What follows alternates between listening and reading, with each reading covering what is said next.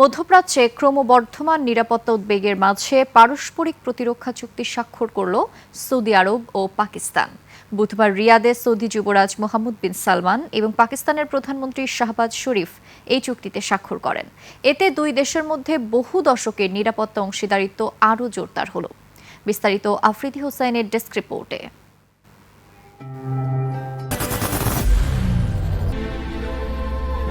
I am Ox. আরও ঘনিষ্ঠ হল সৌদি আরব ও পাকিস্তান। নতুন এই প্রতিরক্ষা চুক্তিটি সৌদি পাকিস্তান ঐতিহাসিক সম্পর্কেরই ধারাবাহিকতা। 1980 সাল থেকে দুই দেশের মধ্যে সামরিক সহযোগিতা চলমান। পাকিস্তানি সেনাবাহিনী বহু বছর ধরে সৌদি আরবে প্রশিক্ষণ ও পরামর্শ দিচ্ছে। পাকিস্তান সৌদির সামরিক স্থাপনায় প্রায় 1100 সেনা সদস্য নিয়োগ রাখে, যা দুই দেশের প্রতিরক্ষা সহযোগিতার গভীরতা প্রমাণ করে। নতুন চুক্তি অনুযায়ী দুই দেশের যে কোনো একটির উপর হামলা করলে রিয়াদ ও ইসলামাবাদ একসাথে যৌথ প্রতিরোধ গড়ে তুলবে। রিয়াদের ইয়ামামা প্রাসাদে এই ঐতিহাসিক মুহূর্তে উপস্থিত ছিলেন পাকিস্তানের সেনাবাহিনীর প্রধান ফিল্ড মার্শাল আসিম মুনির, যিনি বর্তমানে দেশটির সবচেয়ে প্রভাবশালী ব্যক্তি হিসেবে বিবেচিত।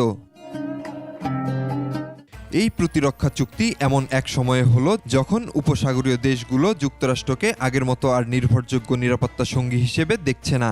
সম্প্রতি ইসরায়েল কর্তৃক কাতারে হামলার ঘটনায় এ উদ্বেগ আরও বেড়েছে। বিশ্লেষকরা মনে করছেন এই চুক্তি আঞ্চলিক কৌশলগত সমীকরণে গুরুত্বপূর্ণ পরিবর্তন আনতে পারে।